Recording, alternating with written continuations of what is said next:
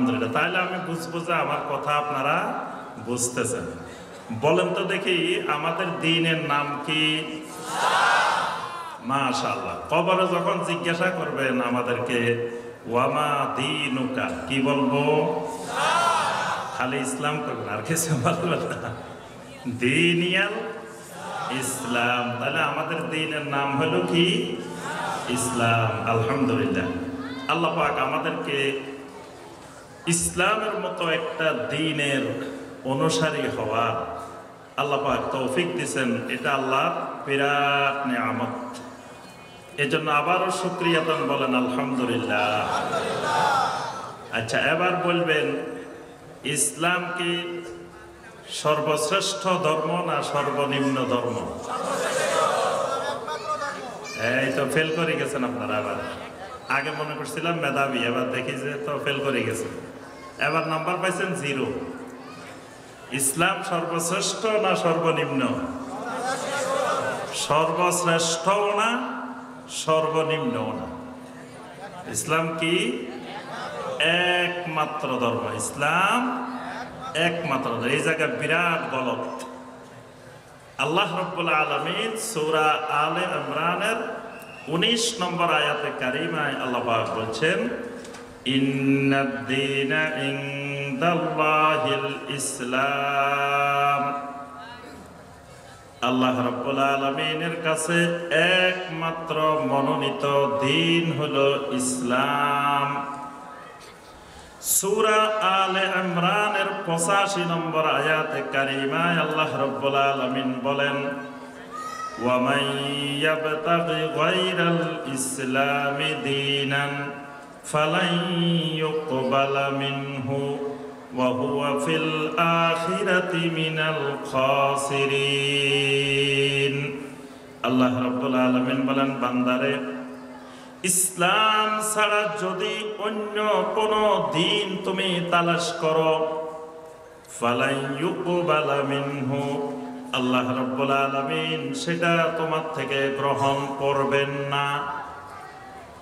অর্থাৎ আল্লাহ রাব্বুল আলামিনের কাছে গ্রহণযোগ্য একমাত্র দ্বীনের নাম হলো ইসলাম।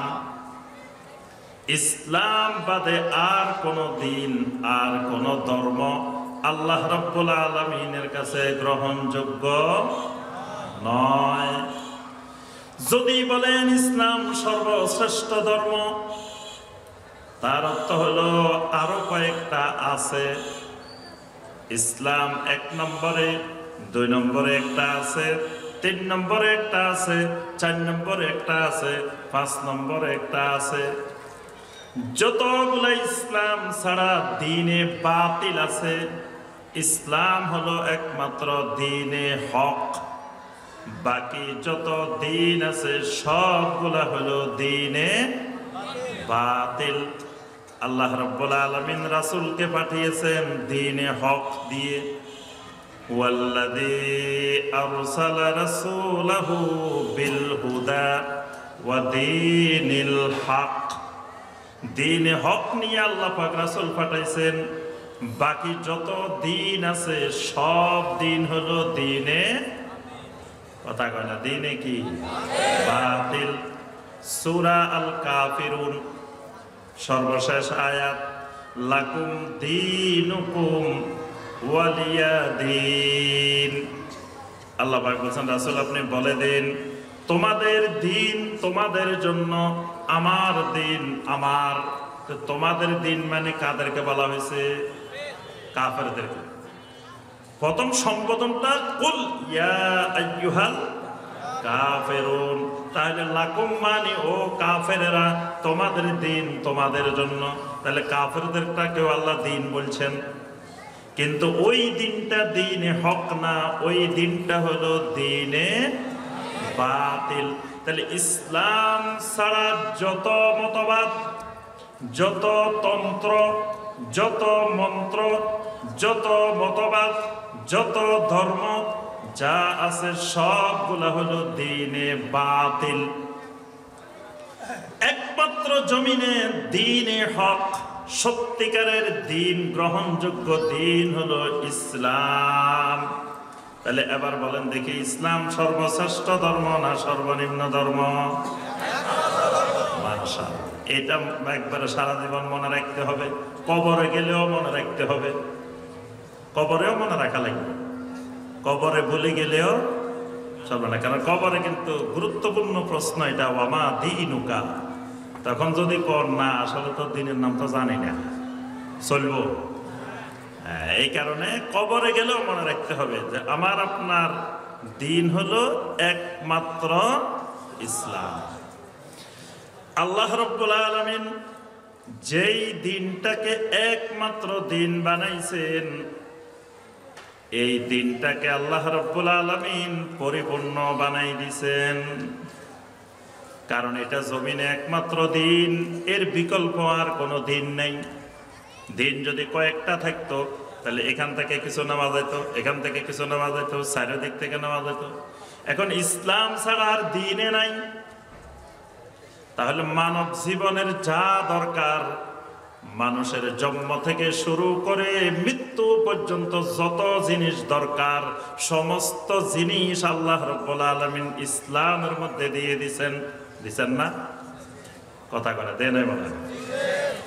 আল্লাহ রাব্বুল আলামিন ঘোষণা দিছেন, আল ইয়াউমা আকমালতু লাকুম দীনাকুম ওয়া আতমামতু আলাইকুম নি'মাতি ওয়া রাদিতু লাকুমুল ইসলাম দীনা। সুবহানাল্লাহ। ইহুদিরা ওমর ইবনে খাত্তাব রাদিয়াল্লাহু তাআলা আনহুকে বলেন, ওমর, যদি আল্লাহ রাব্বুল আলামিন আমাদেরকে এরকম একটা আয়াতে কারিমা দিতেন, আমরা যেদিন ওই আয়াতটা নাজিল হয়েছে ওই দিনটাকে ঈদের দিন বানাই ফেলতাম। আল্লাহ পাক আমাদেরকে এই ঘোষণা দেন নাই তোমাদের দিনটাকে পরিপূর্ণ করে দিচ্ছি, কিন্তু আল্লাহ রাব্বুল আলামিন ইসলাম যেহেতু একমাত্র দিন, আল্লাহ রাব্বুল আলামিন ওই দিনটাকে পরিপূর্ণ বানাই দিছেন। তাহলে এই ইসলামের মধ্যে ব্যক্তি জীবনে যা দরকার সব আছে কিনা? কথা বলে নাই মনে হয়। পারিবারিক জীবনে যা দরকার আছে কিনা? সামাজিক জীবনে যা দরকার আছে কিনা? অর্থনৈতিক জীবনে যা দরকার আছে কিনা? রাজনৈতিক জীবনে যা দরকার আছে কিনা? আন্তর্জাতিক জীবনে যা দরকার আছে কিনা? কথা কয় না মনে হয় নাই, শব্দ আছে, সব আছে ইসলামের মধ্যে, আছে না? আচ্ছা, এখন যদি সব কিছু থাকে তাহলে কিছু জিনিস ইহুদিদের থেকে নেওয়া যাবে কিনা? খ্রিস্টানদের থেকে, হিন্দুদের থেকে, বৌদ্ধদের থেকে যাবে না। যদি নেন, যদি বলেন যে না কিছু ইহুদিদের থেকে নিমু, কিছু খ্রিস্টান থেকে নিমু, কিছু হিন্দু থেকে নিমু, কিছু বৌদ্ধ থেকে নিমু, কিছু নাস্তিক থেকে নিমু, সবগুলোর থেকে কিছু কিছু নিমু, তো নিলে কি হবে? আল্লাহ রাব্বুল আলামিন সূরা আল বাকারার 120 নম্বর আয়াতে আল্লাহ পাক বলে দিয়েছেন, ওয়ালান তারদা আনকাল ইয়াহুদ ওয়ালান নাসারা হাত্তা তাত্তাবিআ মিল্লাতাহুম কুল ইন্না হুদাল্লাহি হুয়াল হুদা ওয়ালা ইন ইত্তাবা'তা আহওয়াআহুম বা'দাল্লাযী জাআকা মিনাল ইলম মা লাকা মিনাল্লাহি মিন ওয়ালিয়্যিন ওয়ালা নাসীর। আল্লাহ রাব্বুল আলামিন বলেন, ও ঈমানদাররা শুনে রাখো ভালো করে, ইহুদিরা নাসারারা ততক্ষণ পর্যন্ত তোমাদের প্রতি রাজি হবে না, খুশি হবে না, সন্তুষ্ট হবে না, যতক্ষণ পর্যন্ত না ইহুদি নাসারাদের কৃষ্টি কালচার সংস্কৃতি তোমরা অনুসরণ না করো। তবে তোমরা জেনে রাখো, ইন্না হুদাল্লাহি হুয়াল হুদা, আল্লাহর জমিনে আল্লাহর হুদাটাই হলো একমাত্র হুদা। আল্লাহর হুদা কোনটা? আল্লাহর হুদা হলো কোরআন। আল্লাহর হুদা কোনটা? যালিকাল কিতাবু লা রাইবা ফি হুদাল লিল মুত্তাকিন। তাহলে কোরআন হলো কি? হুদা। আল্লাহ পাক বলছেন এই কোরআনটাই হলো তোমাদের একমাত্র হুদা। এই কোরআন পাওয়ার পরে, সুন্নাহ পাওয়ার পরেও যদি ওয়ালা ইনিত্তাবাতা আহওয়াআহুম বাদাল্লাযী জাআকা মিনাল ইলম, এই কোরআনে কারীমের ইলম চলে আসার পরেও যদি ওই ইহুদিদের কালচার, খ্রিস্টানদের কালচার, হিন্দুদের কালচার, বৌদ্ধদের কালচার, নাস্তিকের কালচার, যদি বিজাতীয় কৃষ্টি কালচার সংস্কৃতির তুমি অনুসরণ শুরু করো, তারপরেও তুমি করো, আল্লাহ রাব্বুল আলামিন বলেন শোনো, মা লাকা মিনাল্লাহি মিন ওয়ালিয়্যিন ওয়ালা নাসীর, তুমি আল্লাহ রাব্বুল আলামিনকে বন্ধু হিসাবে পাইবা না। আল্লাহকে কি হিসাবে পাইবা না? আল্লাহ আমাদের বন্ধু, বন্ধু না? অনেকের মনে হয় বন্ধু না। আল্লাহ আমাদের কি? আল্লাহু ওয়ালিয়্যুল্লাযীনা আমানু, আল্লাহ সকল ঈমানদারের বন্ধু, ওয়ালি।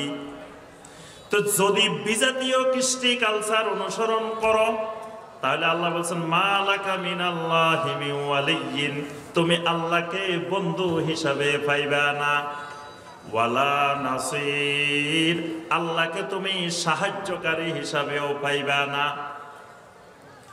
তোমার উপরে ইহুদিরা জুলুম করবে, নাসারারা তোমার উপরে অত্যাচার করবে, তুমি যত আল্লাহকে ডাকবা, আল্লাহ আর তো সইতে পারছি না, আল্লাহ সাহায্য করো, সারা পৃথিবী দোয়া করবে আল্লাহ সাহায্য করো, এখান দিয়ে দোয়া করে, আবার সব কাজ চলে ইহুদির স্টাইলে, খ্রিস্টানের স্টাইলে। আল্লাহ বলেন যত দোয়া করো না কেন, যত কান্নাকাটি করো না কেন, যত চেষ্টা করো না কেন, আমি আল্লাহকে বন্ধু হিসাবেও পাইবা না, আমি আল্লাহকে সাহায্যকারী হিসাবেও পাইবা না। আল্লাহ রাসূল সাল্লাল্লাহু আলাইহি ওয়াসাল্লাম বলেন আমার উম্মত শোনো, মান তাশাব্বাহা বিকাওমিন ফাহুয়া মিনহুম, তুমি যেই জাতির সাথে সাদৃশ্য রাখবা, যেই জাতির সংস্কৃতি অনুসরণ করবা, যেই জাতির কৃষ্টি কালচার অনুসরণ করবা, কিয়ামতের ময়দানে তুমি তার অন্তর্ভুক্ত হয়ে যাবা। কি সুবহানাল্লাহ না নাউজুবিল্লাহ? কি কোন জায়গায় সুবহানাল্লাহ, কোন জায়গায় নাউজুবিল্লাহ, এটা বোঝা লাগবে, ঠিক আছে না? সব জায়গায় খালি সুবহানাল্লাহ বললে হবে না, তাহলে এখানে হবে কি নাউজুবিল্লাহ। যদি বিজাতীয় কৃষ্টি কালচার সংস্কৃতি অনুসরণ করো, তাহলে তুমি কিয়ামতের ময়দানে তাদের অন্তর্ভুক্ত হয়ে যাবে। আল্লাহ পাক ঈমানদারদেরকে সতর্ক করে কোরআনে কারিমে বলছেন, সূরা আল মায়েদার 51 নম্বর আয়াত, ইয়া আইয়ুহাল্লাযীনা আমানু লা তাত্তাখিযুল ইয়াহুদা ওয়ান নাসারা আউলিয়া বা'দুহুম আউলিয়াউ বা'দ ওয়া মান ইয়াতাওয়াল্লাহুম মিনকুম ফাইন্নাহু মিনহুম। আল্লাহ পাক বলছেন ইয়া আইয়ুহাল্লাযীনা আমানু, কাদেরকে ডাক দিবেন? অর্থাৎ আমরা যারা বসিয়েছি এরা না, ওই বাইরে যেসব ইমানদাররা আছে এদেরকে। কাদেরকে? কোরআনে কারিমে যত জায়গায় আল্লাহ রাব্বুল আলামিন বলবেন ইয়া আইয়ুহাল্লাযীনা আমানু, আপনি আমি বলবো আমার আল্লাহ আমার রব্বে করিম আমাকে ডাক দিছেন, আমি তো আমানু। অন্য আমানু কি করে না করে পরের কথা। ইয়া আইয়ুহাল্লাযীনা আমানু কু আনফুসাকুম, প্রথম নিজেকে বাঁচাও। তাহলে কোরআনে কারিমে যত জায়গায় আসবে ইয়া আইয়ুহাল্লাযীনা আমানু, বলতে হবে কাকে ডাকছেন? কথা কয় না, আমাকে, আমি তো আমার। আর যদি বলেন না ইমানদারদেরকে, মানে আমারে না, ওই অন্যদেরকে দেখছি। এই জন্য কোরআনের আমল আমাদের ভিতরে ঢুকে না। আমরা মনে করি ইমানদারদেরকে, মানে বাইরে যারা আছে এরা। প্রথমে মনে করতে হবে ইয়া আইয়ুহাল্লাযীনা আমানু মানে আমি। কোরআনে কারিমে যত জায়গায় আসবে ইয়া আইয়ুহান নাস, বলতে হবে আমি তো একজন মানুষ, আমার রব্বে আলা আমাকে ডাক দিছেন। কোরআনে কারিমে যত জায়গায় আসবে ইয়া আইয়ুহাল ইনসান, আমি তো একজন ইনসান, আমার রব্বে আজিম আমাকে ডাক দিছেন। তাহলে আল্লাহ পাক এই আয়াতে কাদেরকে ডাক দিছেন?